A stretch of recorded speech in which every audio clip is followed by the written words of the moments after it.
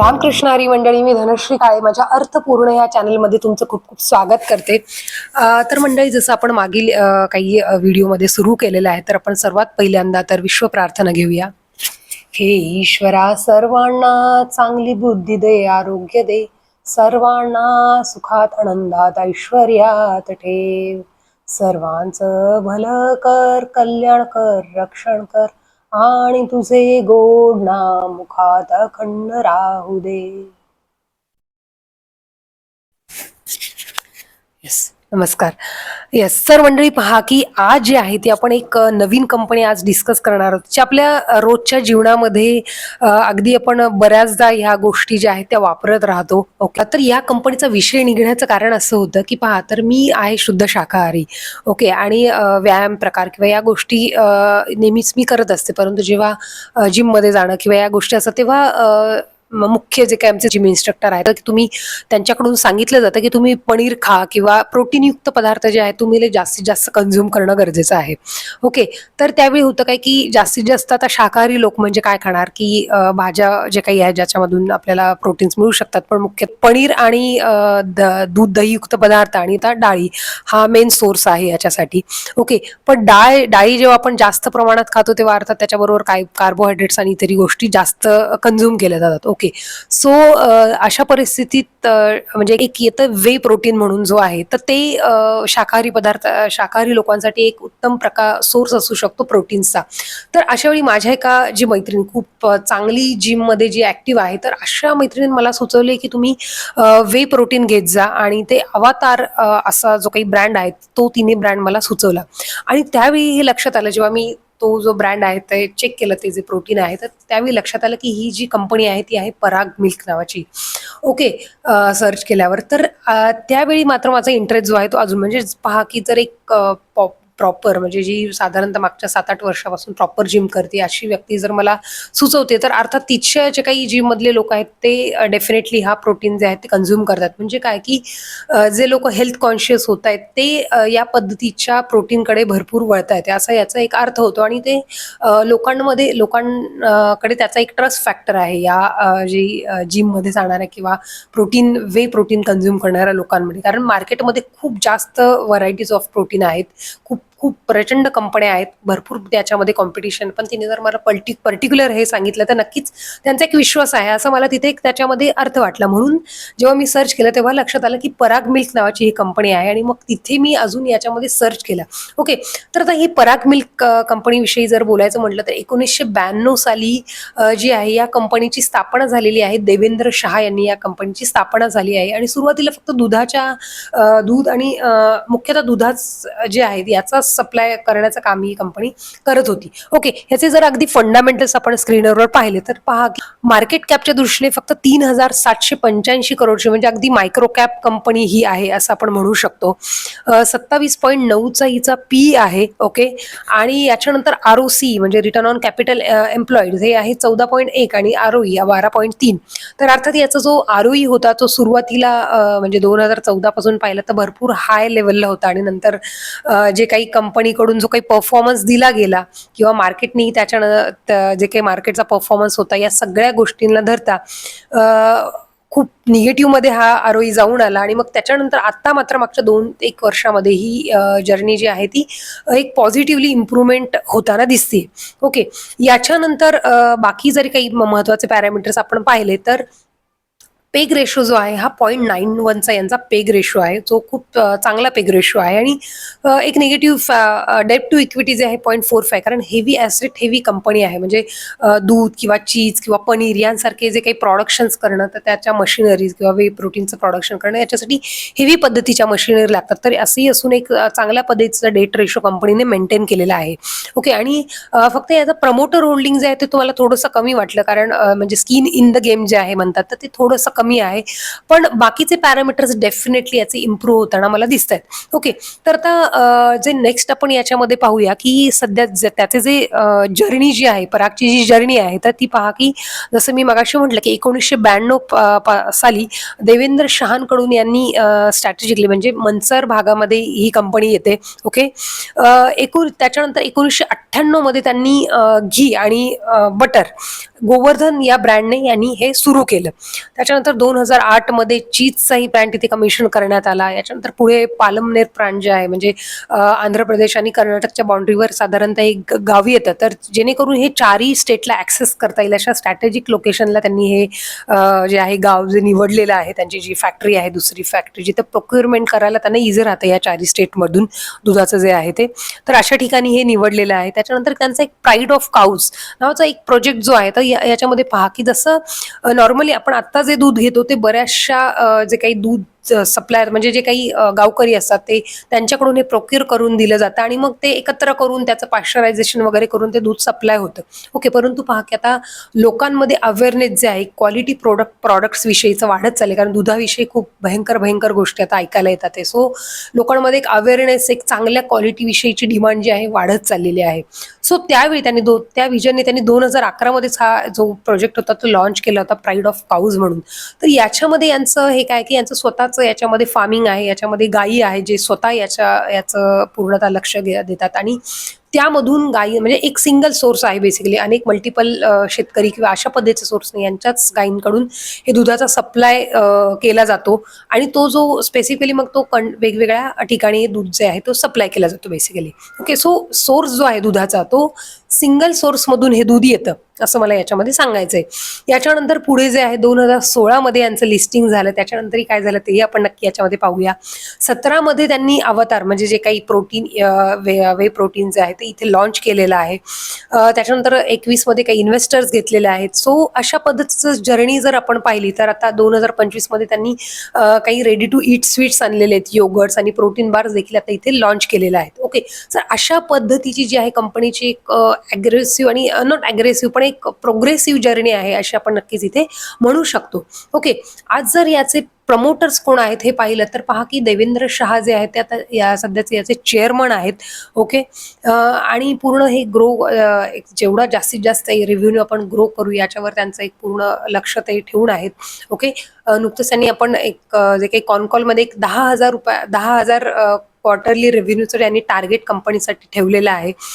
याच्यानंतर प्रीतम शहा जे आहेत ते मॅनेजिंग डायरेक्टर आहेत याचे, जे पूर्णतः प्रोक्युरमेंट आणि मार्केट कॉन्सॉलिडेशनकडे लक्ष देतात. आणि अक्षाली शहा या सध्याच्या एक एक्झिक्युटिव्ह डायरेक्टर आहेत, ज्या देवेंद्र शहा यांची मुलगी आहे.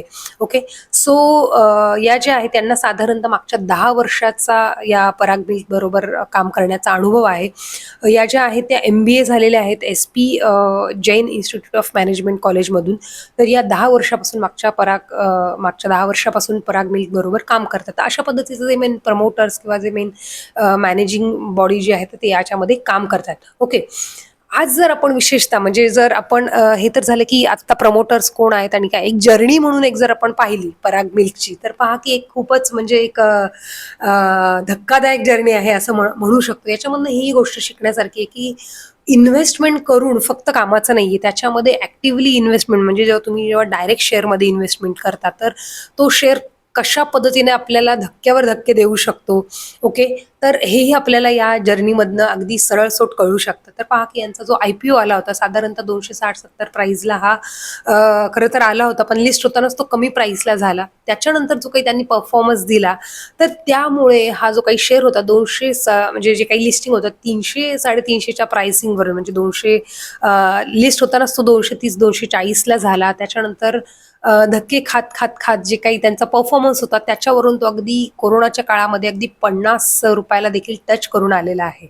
ओके, आणि त्याच्यानंतर जो काही त्यांचा परफॉर्मन्स होता तो आत्ता मागच्या 1-2 वर्षात त्यांनी जो काही परफॉर्मन्स प्रोग्रेसिव्ह दिलेला आहे त्याला देखील मार्केटने खूप चांगल्या पद्धतीने यांना रिवॉर्ड केलेला आहे. असाही आपण इथे यांना म्हणू शकतो. कारण 2022 मध्ये जो काही शेअरची किंमत ₹50 होती ती आज साधारणतः ₹300, म्हणजे इथेच आपण जर पाहिलं तर जवळपास 5 पटीचे रिटर्न्स 6 पटीचे रिटर्न्स कंपनीने दिले आहेत. पण ज्यांनी IPO मध्ये इन्व्हेस्टमेंट केली आणि कुठल्याही पद्धतीचं परफॉर्मन्स ट्रॅकिंग ठेवलेलं नाहीये ते नक्कीच इथे पस्तावले असतील. कारण आत्ताशी कुठेतरी त्यांच्या IPOच्या व्हॅल्युएशनला एक थोडंसं म्हणजे एव्हरीचं रिटर्न त्यांना इथे मिळालेलं नाहीये. ओके, सो कुठेतरी एक थोडेसे त्याच्यामध्ये मॅच झालेले, तर डेफिनेटली याच्यामध्ये नक्कीच इन्व्हेस्टर ज्यांना याच्याविषयी काहीच माहिती नाहीये परफॉर्मन्स विषयी ते याच्यामधून कधीच एक्झिट झाले असतील लॉस घेऊन. ओके, सो अशा पद्धतीने परफॉर्मन्स ट्रॅक करणं हा जो फार महत्त्वाचा असतो. ती याच्यावर चार्टवर आपण जर पाहिलं तर पहा की एक ₹50 एक सपोर्टिंग इथे लाईन आहे आणि जर वरचा एक सपोर्ट जर आपण जर इथे पाहिलं तर साधारणतः 150चा एक सपोर्ट आहे आणि त्याच्यानंतर एक रेझिस्टन्स लेवल जर पाहिली एक वरच्या लेवलची तर साधारणतः 250 ते 300 लेवलचा यांना एक वरच्या बाजूने आता सध्या रेझिस्टन्स दिसतोय. ओके, सो ओव्हरऑल आता मी असं म्हणेल की म्हणजे मला जे काही आता दिसतंय ओव्हरऑल जो काही कंपनीचा आता सध्याचा जो काही परफॉर्मन्स आहे आणि जे काही मॅनेजमेंट पुढे सांगते त्याच्यावरून असं एक मला इथे असं एक दिसतंय की एक राउंडिंग बॉटम टाईप ऑफ हा बेस इथे ठरू शकण्याचे खूप जास्त चान्सेस आहेत. ओके, तर तेही कसं मी इथे पुढे नक्कीच तुम्हाला सांगते. ओके, तर पहा की ओव्हरऑल सध्याचा जो काही विषय आहे त्याच्यामध्ये पहा की जवळपास आजचा जो काही 1018 करोडचा साधारण त्यांचा जो काही रेव्हेन्यू आला होता तर त्याच्यामध्ये जवळपास मुख्य यांचं कोर जे प्रॉडक्ट्स आहेत ते आहेत की घी, पनीर आणि चीज हे त्यांचे कोर प्रॉडक्ट्स आहेत. ओके, जे सध्या मेन ड्रायव्हिंग फॅक्टर जरी म्हणायला मिल्क फॅक्टरी असेल तरी दुधाचा जो काही बिझनेस आहे तो हार्डली एक 9% आहे. म्हणजे जवळपास 1018 करोडच्या रेव्हेन्यूमध्ये साधारणतः त्यांचा जो काही जो काही शेअर आहे तो फक्त याच्यामध्ये 94 करोडचा याच्यामध्ये शेअर आहे. सो साधारणतः 8-9%चा याच्यामध्ये आपण जो काही पर्सेंटेज रेव्हेन्यू पर्सेंटेजमध्ये याचा वाटा आहे. ओके, दुधाचा जो आहे तो आणि कोर कॅटेगरी जसं मी म्हटलं की चीज, घी आणि पनीर आहेत. ओके, आणि याच्यानंतर सगळ्यात म्हणजे जे सध्याची जी ग्रोईंग कॅटेगरी आहे हायली ग्रोईंग कॅटेगरी आहे ती वे प्रोटीन आणि Pride of Cows. Okay, so these are the very high demand products कारण त्यांची 79% ग्रोथ आपल्याला इथे दिसतीये. याचबरोबर जो काही त्यांचे जे काही लस्सीज आहे किंवा वेगवेगळ्या प्रकारचे मिल्कशेक आहेत त्यांना फारशी डिमांड नाही आहे. इनफॅक्ट त्याच्यामध्ये डिग्रोथ दिसते 24%ची आणि याच्यामुळे झाले की ओव्हरऑल यांचा जो काही ग्रोथ रेट जो आहे तो थोडा आपल्याला कमी दिसतोय. कारण जर जो 60% जे काही रेव्हेन्यू शेअर आहे त्याची साधारणतः ग्रोथ आपल्याला 23% दिसते. ओके, सो बाकीच्या कॉम्पिटिटर्समध्ये पाहिलं तर पराग मिल्कची या सगळ्यांमध्ये रेव्हेन्यू ग्रोथ जी आहे ती खूप लुक्रेटिव्ह वाटते. ओके, आणि अदर दॅन दॅट त्यांचं जसं की B2C बिझनेस आहे तसं त्यांचा B2B बिझनेस आहे जो त्यांनी मागे काही काळापर्यंत साधारणतः 65% होता तो आता जो साधारणतः 35% होता तो साधारण आता कमी कमी करत 30% आणलेला आहे. आता अर्थात याचं रिझन असतं की एबिटा मार्जिन जे आहे ते वाढवणं. ओके, सो त्या पर्पजने डेफिनेटली जे आहे कंपनीने B2B बिझनेस जो कमी केलेला आहे जो आता 30%वर आहे. याच्यामध्ये त्यांचं जे स्किम मिल्क पावडर आहे इन्ग्रेडियंट्स असतात ते हे प्रॉडक्ट्स असतात ज्याच्यामधून साधारणतः 130 करोडचा रेव्हेन्यू यांनी या क्वार्टरमध्ये मिळवलेला आहे ज्याच्यामध्ये साधारणतः 3%ची ग्रोथ सध्या आहे. ओके, तर अर्थात हा रेव्हेन्यू मिळवण्यासाठी म्हणजे त्यांचं जे काही मार्केटिंग स्ट्रॅटेजी आहे तीही खूप चांगल्या प्रकारची आहे. याच्यामध्ये पहा की यांनी खूप चांगल्या पद्धतीने ब्रँड बिल्डिंग आणि इनोव्हेशन्स करत आहेत. ओके, KBC सारखा जो काही शो आहे त्याच्यामध्ये त्यांनी एक त्यांचा जो ब्रँडचं प्रेझेंटेशन ते करतायत त्याच्यानंतर म्हणजे कुठे ना कुठेतरी आपल्याला त्याच्यामधनं दिसत राहतं त्यांचा जो काही गोवर्धन ब्रँड आहे तो घी आणि जो काही पनीर आहे या गोष्टी त्यांच्या ॲडव्हर्टाइजमेंटमधून त्यामधल्या आणि याचबरोबर बिग बॉस सारख्या शोमधूनही हे दिसतात आणि अदर इन्फ्लुएन्सर्स बरोबर त्यांनी देखील कनेक्शन्स केलेले आहे. सो चांगल्या पद्धतीने कंपनी एक प्रोग्रेसिव्हली एक प्रेझेंटेशन आणि ब्रँड बिल्डिंग याच्यामध्ये करताना आपल्याला दिसते नॅशनल लेवलला. ओके, आता याच्या पुढे जर हे झालं की ओव्हरऑल आत्ता सध्याचा क्वार्टरली काय परफॉर्मन्स आहे आता पुढचा परफॉर्मन्सचा कंपनी काय गायडन्स देते ते आपण पाहूया. ओके, तर सगळ्यात पहिल्यांदा बाकी कॉनकॉलमधनं जे काही मला इन्साइट्स मिळाले ओके तर ते महत्त्वाचे काही पॉईंट्स असे आहेत की लक्षात घ्या की मॅनेजमेंट सांगते की जे काही सध्या जी काही डेअरी इंडस्ट्री आहे ती 30% फक्त ऑर्गनाइज्ड सेक्टरकडे आहे आणि जवळपास 70% जी डेअरी इंडस्ट्रीचे जे काही प्रोडक्शन आहे ती जवळपास अनऑर्गनाइज सेक्टरकडे आहे. म्हणजे इथेही ही फाईट आता सुरू झालेली आहे की ऑर्गनाइज टू अनऑर्गनाइज टू ऑर्गनाइजकडे होणारी मूव. ओके, सो कारण याचं रिझन अर्थात हे आहे की आता तुम्ही म्हणजे आपण हजारो व्हिडिओ अशा पद्धतीने पाहतोय की दूध कशा पद्धतीने बनवलं जातंय, जे काही सिंथेसाइज्ड पनीर बनवलं जातंय. सो या पद्धतीचे जेव्हा लोक व्हिडिओ पाहतात तर लोकांचा अवेअरनेस हा वाढत जातोय आणि कुठेतरी जेव्हा आपण एक कंपनीकडून काही खरेदी करतो ज्याच्यावर FSSAI मार्क असतं त्यावेळी थोडंसं कुठेतरी म्हणजे असं आपण डेफिनेटली म्हणू शकत नाही की हे 100% प्युअर आहे, पण एक अशी एक खात्री राहते की जेव्हा एका गव्हर्नन्स अंडर मधून हे गेलेलं आहे तर नक्की याची प्युरिटी नक्कीच जो काही आपण ओपन म्हणजे जे काही सूट अनऑर्गनाइज किंवा अनकंट्रोल वेने आपण जे काही दूध घेतो, पनीर घेतो किंवा दही घेतो हे त्याच्यापेक्षा त्याची थोडीशी प्युरिटी नक्कीच जास्त असू शकते. ओके, आता म्हणजे एक साधं छोटं उदाहरण सांगते की आता जसं मी जेव्हा काही दूध घ्यायचे तेव्हा बऱ्याचदा त्यांना विचारायचे की तुम्ही हे दूध कुठून आणता, कारण जे गवळी होते ते साधारणतः आसपासच राहणारे होते. तर म्हणजे अर्थात गोठा वगैरे असा काही जो गायांचा म्हणजे गाई म्हशींचा जो काही गोठा असेल तर तिथे जवळपास तर नक्कीच नव्हता. तर तेव्हा त्यांच्याकडून उत्तर अशी यायची की आम्ही नाना पेठेतून दूध आणतो, म्हणजे पुण्यातला एक एरिया आहे तिथून आम्ही हे दूध खरेदी करतो. तर आता बघा की नाना पेठेतून हे दूध कुठे येतं माहित नाही.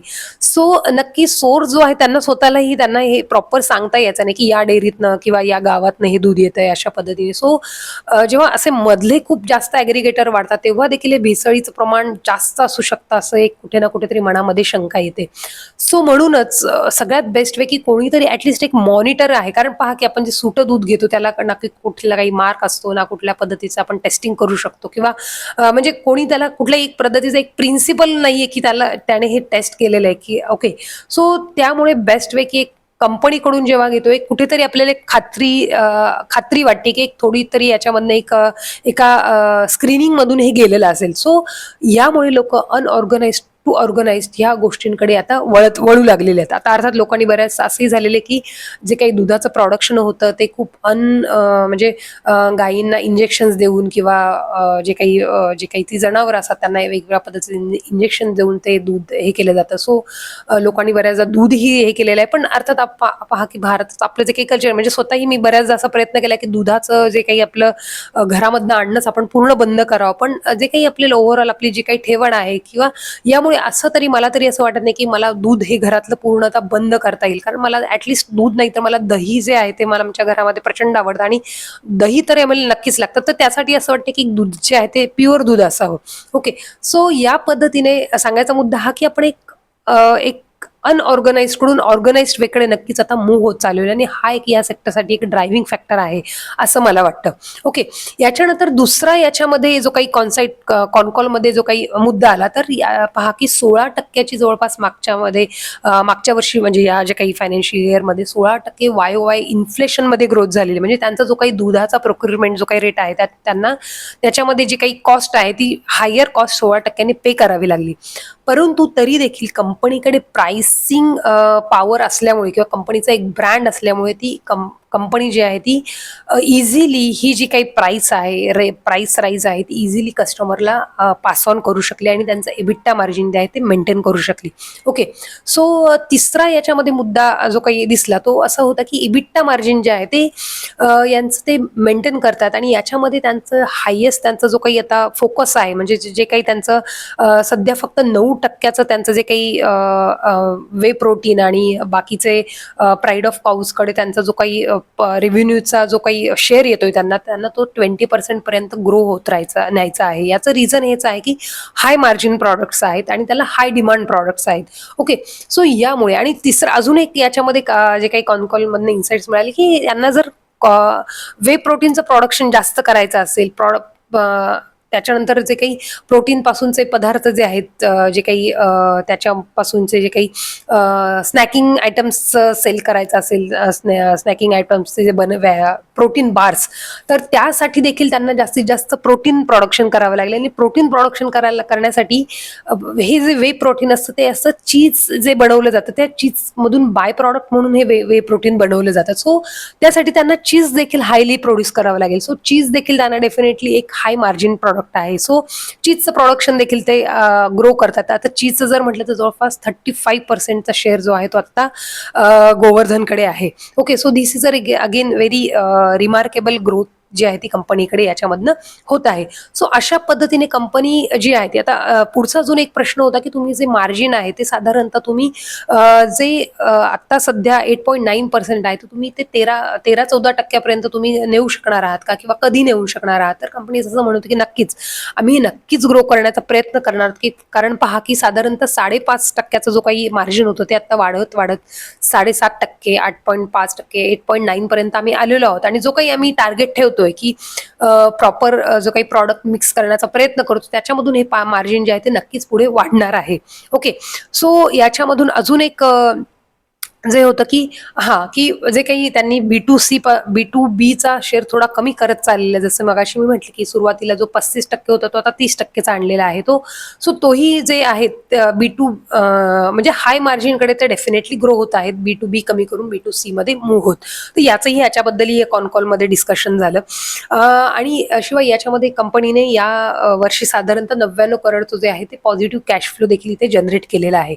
ओके, सो अशा पद्धतीचे बरेचसे पॉझिटिव्ह पॉईंट्स याच्यामध्ये निघाले.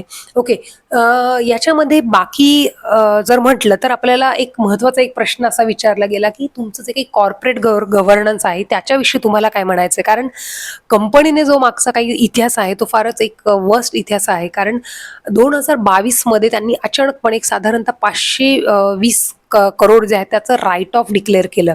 ओके, की त्यांना 520 करोडचा जो तोटा झालेला आहे. याचं रिझन साधारणतः हे दिलं जाते की कोरोनाच्या काळामध्ये त्यांची जी काही डिमांड आहे त्यांचं असं म्हणणं होतं की कमी झाली आणि त्यांना त्यामुळे जो काही इन्व्हेंटरी होती, म्हणजे असं साधारणतः लॉजिकली मी एक असं धरून चालली की याच्यामध्ये त्यांचे काही प्रॉडक्ट्स असतील ते मे बी एक्सपायर झाले असतील, डिमांड ओव्हरऑल कमी केली गेल्यामुळे, आणि त्यामुळे त्यांना जो माल आहे तो मे बी फेकून द्यावा लागला असेल.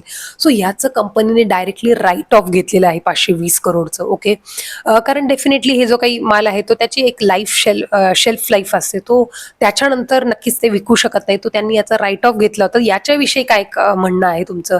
तर नक्की पुढे असं न घडण्याची काय चान्सेस आहेत? तर त्यावेळी शेफाली शहा यांनी इथे कॉन्फिडन्सने उत्तर दिलं की नक्कीच हे जे आहे तुम्ही समजून घ्या की आम्ही मागच्या 7-8 क्वार्टर पासून खूप चांगल्या पद्धतीची जर्नी करत आहोत. हे पराग 2.0 ची जर्नी आता सुरू झालेली आहे आणि आम्ही जे हाय मार्जिनल प्रॉडक्ट्स आहेत त्याच्याकडे आता फोकस करत आहोत. शिवाय मागच्या आमच्या जे काही अंकित जैन यांच्यासारखे जे काही चांगले चीफ स्ट्रॅटेजिक ऑफिसर जे आहेत आमच्याबरोबर 2 वर्षापासून कनेक्टेड आहेत. याचबरोबर आम्ही डेलॉइट सारखे चांगले जे CA आहेत ते आमच्याबरोबर ऑडिटर म्हणून आता सध्या आमच्या ऑडिटर जे आहेत ते आमच्याबरोबर इंटरनल ऑडिटसाठी आम्ही कनेक्ट करून घेतलेले आहेत. सो या गोष्टींमुळे एक थोडासा एक कॉन्फिडन्स जो आहे तो एक वाढतो की इतके चांगले जर ऑडिटर्सनी ऑनबोर्ड करून घेतलेले असतील इंटरनल ऑडिटिंगसाठी. ओके, सो या पद्धतीचा एक प्रश्न जो आहे ते इन्व्हेस्टर कडून अटेंडिंग कडून खूप चांगला विचारला गेला आणि त्याचं एक चांगल्या पद्धतीचं उत्तर देखील शेफाली शहा यांनी दिलं.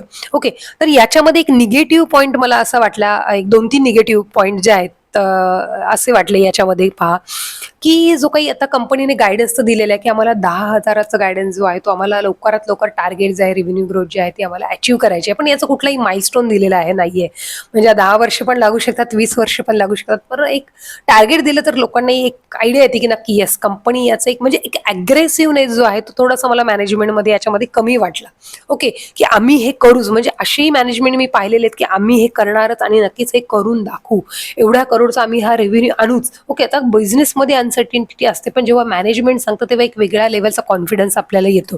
तर हा एक कॉन्फिडन्स याच्यामध्ये आम्ही करू, आमचं टार्गेट आहे, त्याच्यानंतर इबिटा मार्जिन पण आम्ही अचीव्ह करणारच आहोत, तर एवढं मार्जिन करू. कारण कॅल्क्युलेशन नक्कीच मॅनेजमेंटकडे हे असतात, पण हे कॉन्फिडन्स जर इन्व्हेस्टर्सला दिला तर नक्कीच यामुळे एक मार्केटला एक खूप हाय त्याच्यामधनं ड्राईव्ह मिळतो.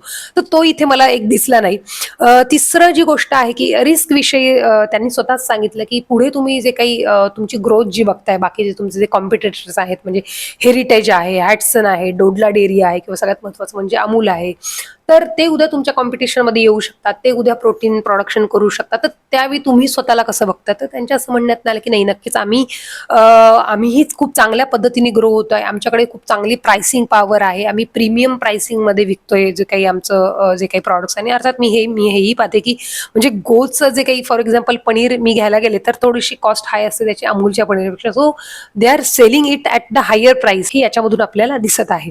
ओके, सो तर याच्यामध्ये यांनी रिस्क अशी सांगितली की सध्या पहा की आम्ही प्रोक्युरमेंट जे आहे याच्यामध्ये आम्हाला थोडीशी रिस्क अशी दिसते की म्हणजे आता आम्ही साधारणतः 15 लाख जे आहे ते लिटर दूध जे आहे ते आम्ही साधारणतः डेली कलेक्ट करतोय. ओके, परंतु उद्या जाऊन आम्हाला जेव्हा ग्रोथ होईल त्यावेळी आम्हाला साधारणतः मे बी 40 लाख लिटर दूध लागेल. तर यावेळी काही रिस्ट्रिक्शन म्हणजे गव्हर्नमेंटचे काही रिस्ट्रिक्शन आले किंवा बाकीच्या बऱ्याचशा शेतकऱ्यांकडून काही गोष्टी काही प्रॉब्लेम्स आले किंवा त्यांचे काही म्हणजे नॅचरल क्लॅमिटीज आल्या, तर यासारख्या गोष्टी देखील यावेळी हॅम्पर करू शकतात. तर हे प्रोक्युरमेंट जे आहे ते आम्हाला सगळ्यात मोठं चॅलेंज इथे आम्हाला असं यांच्या वाटत आहे, असं इथे मॅनेजमेंटने इथे सांगितलं. ओके, सो हे काही चॅलेंज डेफिनेटली कंपनीकडे आहेत. एक दुसरा जसं होल्डिंग पॅटर्न जर आपण यांचा पाहिला तर साधारणतः पहा यामध्ये होल्डिंग पॅटर्नमध्ये जो काही मॅनेजमेंटचा अर्थात थोडासा यांचा स्टेक जो आहे तो थोडासा वाढलेला आहे मागच्या 2022 पासून आतापर्यंत 1% जवळपास स्टेक तो इथे वाढवलेला आहे. सो हे एक पॉझिटिव्ह साईन नक्कीच आहे, परंतु तरी overall skin in the game जर पाहिलं तर साधारणतः 42%च आहे. सो हा एक थोडासा वरीचा पार्ट नक्कीच आहे. याच्यानंतर जर मागच्या 2 क्वार्टरमध्ये पॉझिटिव्हली FII ने इथे स्टेक वाढवलेला दिसतो आहे.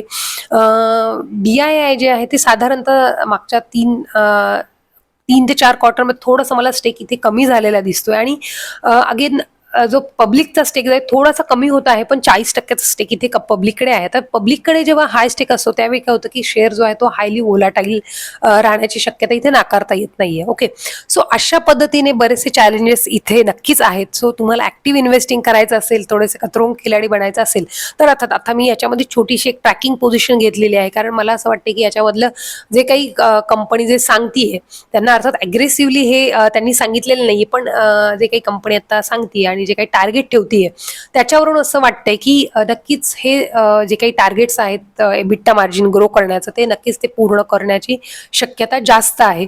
आता अर्थात अजून एक याच्यामध्ये प्रश्न मला आठवला, तो असा विचारला गेला होता की तुमचं जे काही आम्ही स्टडी केला त्याच्यावरून असं दिसतंय की अवतारचं जो काही मागच्या 3 ते 4 वर्षामधला प्राइसिंग जे आहे ते तुम्ही खूप वाढवत चाललेले आहेत आणि आम्हाला व्हॉल्यूम ग्रोथ इथे दिसत नाहीये. तर यामधनं जे काही मॅनेजमेंटने आन्सर म्हणजे तुमचा एक्झॅक्टली व्हॉल्यूम ग्रोथ इथे नक्की किती आहे असं एक्झॅक्टली प्रश्न विचारला गेला. त्यावेळी मॅनेजमेंटने क्लिअर कट याचं फारसं आन्सर याच्यामध्ये दिलं नाहीये. सो मला आणि त्यांनी सांगितलं की नाही आमचा जो काही आहे व्हॉल्यूम ग्रोथ इथे चांगला आहे आणि एक्झॅक्टली याच्यामध्ये क्लिअर आन्सर दिलं नाही त्यावर. आणि सर तर तसं जर असेल आणि मॅनेजमेंट फक्त प्राइस वाढून याच्यामध्ये जर ग्रोथ आणत असेल तर ती थोडीशी एक वरीची बाब आहे, कारण एका प्राइसिंग नंतर लोक प्रॉडक्ट डेफिनेटली विकत घेण्याची शक्यता कमी असते. ओके, सो तिथे ही डिग्रोथ होऊ शकते. सो अशा पद्धतीचं नक्की चॅलेंजेस कंपनीला इथे काही आहेतही आणि बऱ्याचशा अपॉर्च्युनिटी दिसतात सेक्टर वाईज किंवा प्रॉडक्ट वाईज. सो तुम्हाला याच्याविषयी काय वाटतं, तुमचं काय व्ह्यू आहे? ओके, तो नक्की मला कमेंटमध्ये कळवा. आणि तुम्हाला अजून बाकी काही प्रश्न असेल तर तुम्ही आमच्याशी नक्कीच संपर्क करू शकता. माझे कमेंट फील्डमध्ये माझा नंबर आणि माझं ईमेल ID दिलेला आहे, त्याच्यावर तुम्ही मला कम्युनिकेशन करू शकता. आणि तुम्हाला काही तुमच्या डायरेक्ट पोर्टफोलिओ विषयी, म्युच्युअल फंड पोर्टफोलिओ असेल किंवा डायरेक्ट इक्विटीचा पोर्टफोलिओ असेल तर त्याच्यावरही तुम्ही आमच्याकडून कन्सल्टेशन याच्याविषयी घेऊ शकता.